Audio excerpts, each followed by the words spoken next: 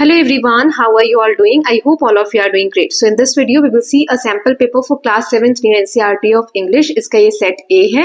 So जिसमें class 7 की English की टेक्स्ट बुक पूर्वी से एक सैम्पल पेपर लिया गया है जो हाफ ईयरली एग्जामिनेशन आने वाले हैं या चल रहे हैं बच्चों के, या फिर जो टर्म 1 कुछ स्कूल्स में चल रहे हैं उनके, उसमें आपको ये काम आएगा. ओके, सो पैटर्न आप देख सकते हैं कि इसमें क्या दिया गया है सैम्पल पेपर का. मैं बता देती हूँ आगे. बाकी प्रीवियस जो सैम्पल पेपर्स बनाए हैं, I hope all of you are watching all those videos. If you are not doing that, please go through the links given in the description box. Okay, चलिए हम देख लेते हैं किस तरीके से सैंपल पेपर बना है. सो यहाँ आप देख सकते हैं हाफ ईयरली एग्जामिनेशन के लिए है. क्लास 7th इंग्लिश है ये, सॉरी इसको आप ठीक कर लीजिएगा, 7th है ये, राइट. नाउ यहाँ पर 2.5 घंटे का टाइम रहेगा. 60 मार्क का ये पेपर है. 60 मार्क्स का सेक्शन ए है रीडिंग, जिसमें आप देख सकते हैं पैसेज दिया है बुक का और एक पोएम दी गई है चैप्टर की और एक पोएम दी गई है. देन राइटिंग में आप 12 मार्क्स का ये पार्ट रहेगा. इसमें एक डायरी राइटिंग है, लेटर राइटिंग है. सेक्शन सी ग्रामर रहेगा आपका, उसमें आपके जो क्वेश्चंस है 14 मार्क्स के हैं. सेक्शन डी लिटरेचर है, जो आपके टेक्स्ट बुक में जो चैप्टर्स वगैरह थे उसमें से क्वेश्चन आंसर्स दिए गए होंगे. सारे क्वेश्चंस कंपल्सरी और सबके मार्क्स उनके आगे लिखे हैं. क्वेश्चंस केयरफुली आपको रीड करना है, फिर आंसर करना है. And all of you know tips and tricks which I discuss in each and every video before starting the paper. क्या टिप्स होते हैं एग्जामिनेशन के लिए कि आपको टाइम मैनेजमेंट पे ध्यान देना है, पेपर टाइमली कंप्लीट करना है so that you can get time at the end कि आप पेपर रिवाइज कर सकें. राइटिंग आपकी जो है हैंड राइटिंग वो एक लेजिबल होनी चाहिए, अच्छी होनी चाहिए, साफ सुथरा लिखना है, ज्यादा कटिंग्स वगैरह नहीं करनी है. Then next is don't panic. अगर पेपर में एक तो क्वेश्चन नहीं आता है स्टार्टिंग में ही तो घबराना नहीं है, जो आता है उससे पेपर को स्टार्ट करना है. टाइम मैनेजमेंट पे ध्यान देना है, ये नहीं कि जो क्वेश्चन आता है उस पर आप बहुत ज्यादा टाइम वेस्ट कर दे, बाद में जो क्वेश्चन आते थे वो भी छूट जाएंगे क्योंकि टाइम नहीं रहेगा, right. And then go through the paper. एक बार पूरे पेपर को ओवरलुक ले लेना है ताकि पेपर में कहाँ क्या दिया गया है. जैसे अभी हमने देखा कि सेक्शन ए में रीडिंग पार्ट है, पैसेज दिया है, इसके कुछ क्वेश्चंस हैं, फिर पोएम का पैसेज है, इसके कुछ क्वेश्चंस हैं, फिर डायरी राइटिंग है, फिर लेटर राइटिंग है ना. सेक्शन सी ग्रामर में यहाँ पे वर्ब्स हमें करेक्ट फॉर्म फिल करना है. फिर नेक्स्ट ऐसे ही आप देख सकते हो यहाँ पे डायरेक्ट में हमें चेंज करना है, इसमें भी 4 क्वेश्चन दिए हुए हैं. फिर रीअरेंज करके मीनिंगफुल सेंटेंस बनाना है, फिर करेक्ट ऑप्शन इनमें से कौन सा है वो हमें चुनना है. सेक्शन डी लिटरेचर है जहाँ पे 2-2 मार्क्स के क्वेश्चन है 3. फिर क्वेश्चन नंबर 10 में 4-4 मार्क्स के क्वेश्चन है 3, और क्वेश्चन नंबर 11 में 5-5 मार्क्स के 2 क्वेश्चन है. तो इस तरीके से आप देख लेंगे कि क्या क्या क्वेश्चन है, कहाँ दिया हुआ है, तो पेपर को अच्छे से सॉल्व करने में आपको हेल्प मिलेगा. ओके, चलिए पार्ट 1 से स्टार्ट करते हैं, जिसमें सेक्शन ए रीडिंग लेंगे. एक पैसेज दिया गया है उसको रीड करते हैं, फिर क्वेश्चन के आंसर करेंगे. So Helen Keller once said the best and most beautiful things in the world cannot be seen or even touched, they must be felt with heart. Despite being blind and deaf, Helen Keller became a symbol of courage and determination. With the help of her teacher, she learned to communicate and later inspired millions with her speeches and writings. Her life shows us that challenges can be overcome with patience, guidance and persistence. So Helen Keller वाला chapter हमने देखा था जिसमें कि वो देख नहीं सकती थी, सुन नहीं सकती थी, फिर भी उन्होंने कैसे चीजें सीखी है ना, उनका करेज, डिटर्मिनेशन के बारे में हमने पढ़ा था. सो उस बेसिस पे ये क्वेश्चन इस पैसेज पे पहला है, what was Helen Keller unable to do, वो क्या नहीं कर सकती थी.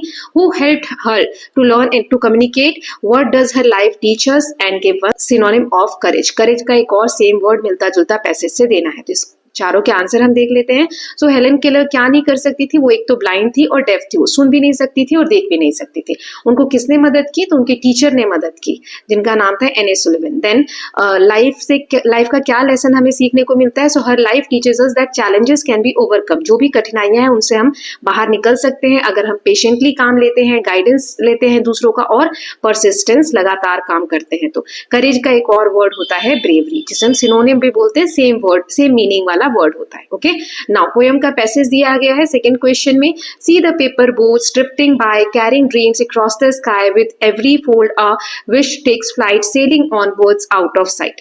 तो हमने पेपर बोट वाली पोएम में पढ़ा था. So what are boats carrying, boat इसमें क्या कैरी कर रही है, इसके आंसर्स यहाँ देख लेते हैं.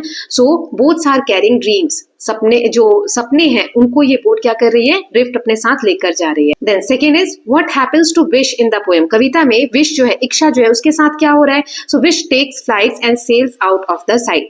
जो इच्छाएं हैं वो उड़ान भर रहे हैं और हमारी नजरों से बहुत दूर उड़कर जा रहे हैं.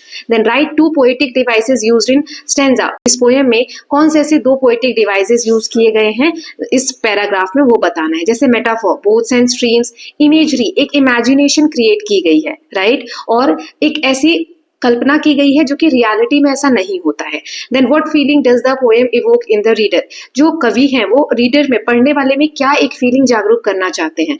होप एंड इमेजिनेशन, आशा, उम्मीद और एक इमेजिनेशन, कल्पना करने की शक्ति। ओके, नाउ नेक्स्ट है, जैसा मैंने आपको बताया था, पहला इसमें क्वेश्चन है, मतलब क्वेश्चन नंबर 3 सेक्शन बी का है, डायरी राइटिंग। ये 6 मार्क्स का रहेगा आपका।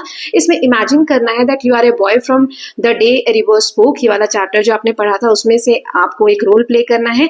आपको एक डायरी एंट्री लिखनी है और अपनी फीलिंग्स बतानी है। जो रिवर्स की विजडम है, रिवर की जो एक चतुराई थी, उसके बारे में जानने के बाद आप क्या बताना चाहते हैं, क्या आपको फील हो रहा है, वो लिखना है डायरी एंट्री में। और लेटर राइटिंग है जिसमें you recently read the story my brothers great invention, ये स्टोरी आपने अभी पढ़ी है, आपको एक लेटर लिखना है अपने फ्रेंड को डिस्क्राइब करते हुए कि कैसे कोई इन्वेंशन लाइफ को इजी कर देता है और चैलेंजेस भी लेकर आता है। सो चलिए दोनों क्वेश्चंस हम कर लेते हैं। पहले क्वेश्चन नंबर 3 जिसमें डायरी एंट्री लिखनी है।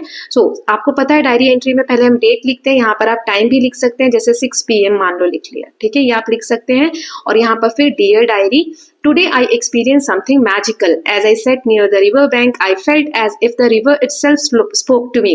हम डायरी को बता रहे हैं कि आज मैंने कुछ एक जादुई महसूस किया। मैं नदी के किनारे बैठा हुआ था तो वहां पर नदी मुझसे ऐसा लग रहा था खुद बात कर रही है। Its calm voice told me to be patient, to listen carefully to nature and to trust the flow of life.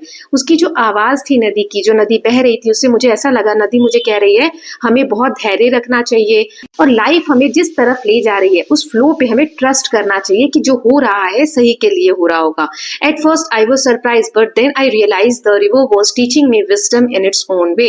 पहले तो मुझे सरप्राइजिंग लगा कि कोई नदी कैसे बोल सकती है, लेकिन फिर धीरे धीरे मुझे रियलाइज हुआ कि नदी मुझे कुछ पाठ सिखाना चाह रही है, वो अपने तरीके से। फिर I felt grateful and peaceful as if I had learned a lifelong lesson about harmony and kindness.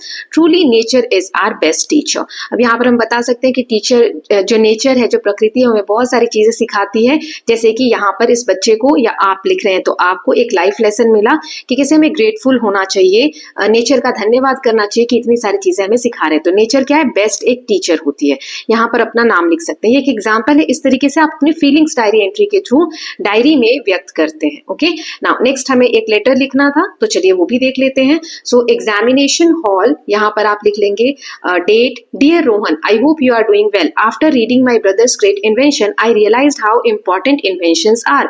ये चैप्टर पढ़ने के बाद मुझे रियलाइज हुआ कि जो इन्वेंशंस होते हैं वो कितने इंपॉर्टेंट होते हैं, जरूरी होते हैं। They make life easier, save time and help us progress. ये जो इन्वेंशंस है, जो खोज हम नई नई करते हैं, ये हमारी लाइफ को आसान बना देते हैं, हमारा टाइम सेव करते हैं और हमें हेल्प करते हैं प्रोग्रेस के लिए। But at the same time they also harm the environment or make people lazy if misused. अगर हम इन इन्वेंशंस को सही से यूज ना करें तो ये हमें लेजी बना देते हैं और हमारे एनवायरमेंट को भी बहुत ज्यादा नुकसान कभी कभी पहुंचाते हैं।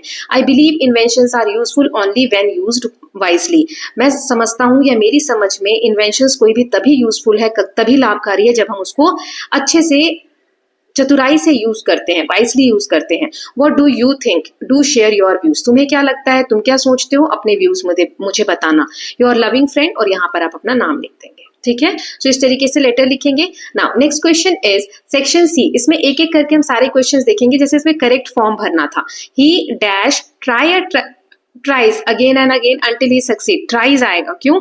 क्योंकि यहाँ पे सब्जेक्ट जो है सिंगुलर है, इसके साथ ES लगता है, वर्ब की फर्स्ट फॉर्म प्लस ES लगता है, ठीक है, SEIS लगता है, तो ट्राइज आएगा। देन दे वॉज या वर, दे ज्यादा लोग हैं तो वर आएगा, ठीक है, क्योंकि जब जैसे ही शी होता है तो वॉज लगता है। दे जब बहुत सारे लोग हैं, प्लूरल है, तो हम यहाँ पर वर लगाएंगे। ओके, इसके आंसर मैंने यहाँ पर दे दिए हैं। यस, ये दोनों देख लिया हमने, ये रहा answer. So tries and war.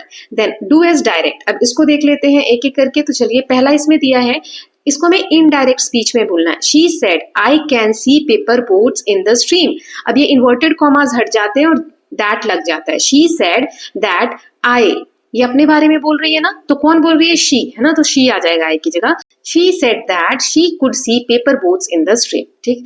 Then अब ये दोनों सेंटेंसेस हमें कंबाइन करने हैं, ये वाला और ये वाला, सही कंजक्शन लगा के। सो ऑल्दो हमने लगाया, ऑल्दो ही वॉज टायर्ड, हालांकि वो थका हुआ था, ही फिनिश्ड हिज होमवर्क, उसने अपना होमवर्क कंप्लीट किया।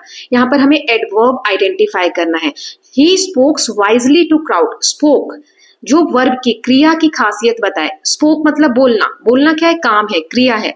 कैसे बोला उसने, वाइसली, है ना, अच्छे चतुराई से, तो वाइसली क्या हो गया, एडवर्ब हो गया। ओके जो वर्ब की खासियत बताए उसे हम एडवर्ब कहते हैं। अब इसको पैसिव वॉइस में बताना है, the scientist build a strange machine, तो ये वाला पहले आ जाएगा, जो ऑब्जेक्ट होता है वो पहले आ जाता है, सब्जेक्ट बाद में आ जाता है। So a strange machine was, ठीक है, फिर आएगा बिल्ड बाय अ साइंटिस्ट। ठीक, so I hope it is clear. Now next देख लेते हैं 7th वाला, इसमें हमें सही से अरेंज करके और सेंटेंस को सही से लिखना है। जैसे river the wisdom spoke with boy the two, तो कैसे हो जाएगा इसका सही, the boy spoke with the wisdom of the river.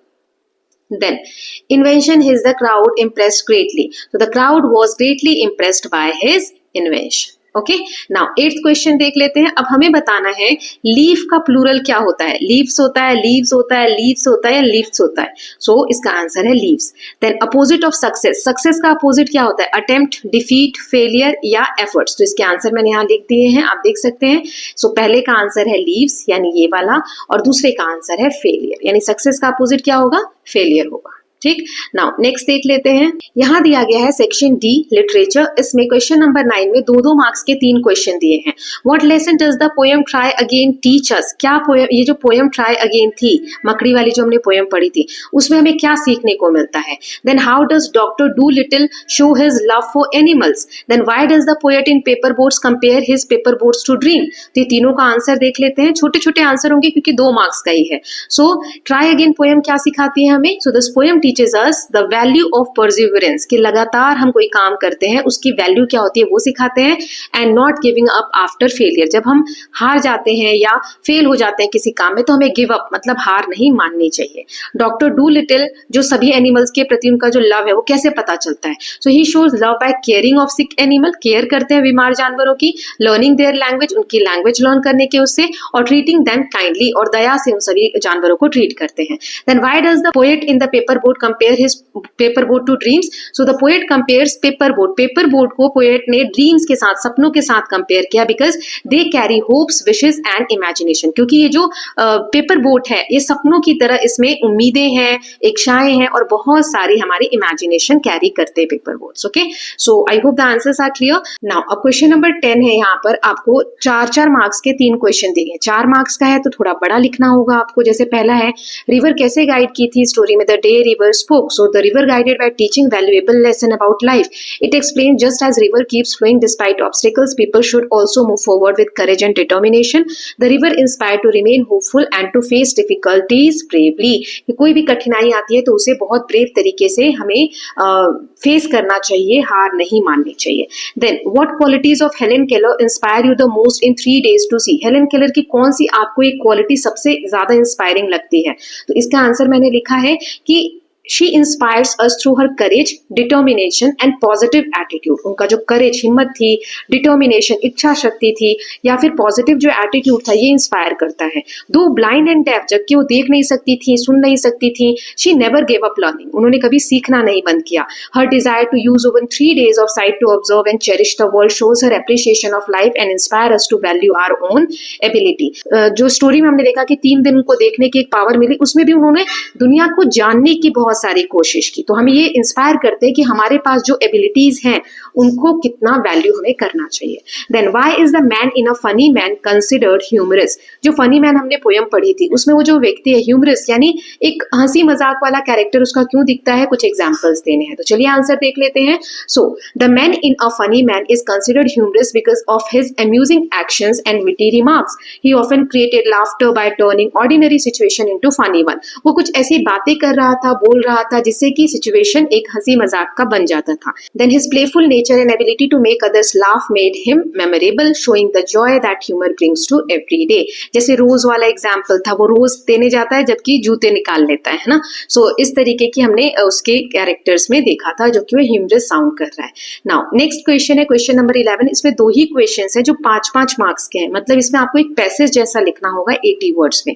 So my brothers great invention show both excitement and difficulties of new discoveries discuss with reference to the story. तो चलिए इसको इस आंसर को देख लेते हैं। So the story my brother great invention highlight both, इसमें हमें कोई नए इन्वेंशन की एक्साइटमेंट क्या होती है और डिफिकल्टीज क्या होती है कई डिस्कवरीज की वो बताई गई है। ब्रदर जो था वो पूरा खुश था, एंथुसियास्ट था, मतलब बहुत एक्साइटेड था अपने इन्वेंशन पे वर्क करके, dreaming of success and recognition. However invention did not work as expected, जैसा वो सोचता था उसके इन्वेंशन वैसा नहीं करते थे बल्कि प्रॉब्लम्स क्रिएट कर देते थे। इससे पता चलता है that new discoveries often face failures, doubts and mistakes before becoming useful. The story teaches us that true inventors needs creativity, patience, courage to accept failures as step towards success. Okay, now next देख लेते हैं, मतलब कोई भी invention, एक सफल invention बनने से पहले उसमें आपको बहुत सारे डिफिकल्टीज का सामना करना पड़ता है, तब जाके आपको सफलता मिलती है। नाउ इन से the right things how did the characters word change the situation, जो ये हमने स्टोरी पढ़ी थी से द राइट थिंग, इसमें कैसे कोई कैरेक्टर जो है वो सिचुएशन को चेंज करे। What does the story teach about the power of language, जो हमने पढ़ा था कि कैसे वो बच्ची बोलना नहीं जानती है और उल्टी सीधी चीजें बोल देती है मेहमानों के सामने, तो इसमें लैंग्वेज की पावर के बारे में हमें क्या पता चलता है। तो चलिए इसका आंसर देख लेते हैं।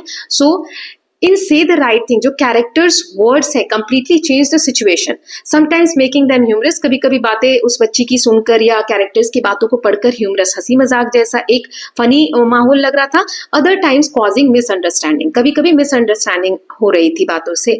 The story shows the language has great power, language की एक बहुत इंपॉर्टेंट पावर होती है, स्टोरी से हमें पता चलता है। Wrong word can create confusion while the right word can bring joy and laughter, it reminds us to think before speaking. ये हमें बताती है स्टोरी कि हमें बोलने से पहले सोचना चाहिए, क्योंकि words can influence people's feeling, जो लोगों की भावनाएं हैं उसको ये वर्ड्स जो है इन्फ्लुएंस कर सकते हैं। अच्छे वर्ड्स बोलोगे तो खुशी पहुंचा सकते हैं, नहीं तो दुख भी पहुंचा सकते हैं। तो स्टोरी का मैसेज एकदम क्लियर था कि we should use words with care, kindness and thoughtfulness as they can shape both situations and relationships. Okay, so I hope the question is clear to all of you. जरूरी नहीं है बेटा कि यही questions आएंगे, but I can assure you कि इस तरीके से आप क्वेश्चंस प्रैक्टिस करेंगे तो पैटर्न यही रहता है, थोड़ा बहुत चेंज रहता है, सो आपके मार्क्स अच्छे आ जाएंगे। Okay, so I hope all of you have enjoyed this chapter. इसका एक और सेट में बना दूंगी और जल्दी ही पोस्ट कर दूंगी, so please practice more and more. Okay, so we'll meet soon with the next paper. Till then, please take care of yourself, keep learning, keep revising, and don't forget to subscribe Janki Studies Corner for more such videos.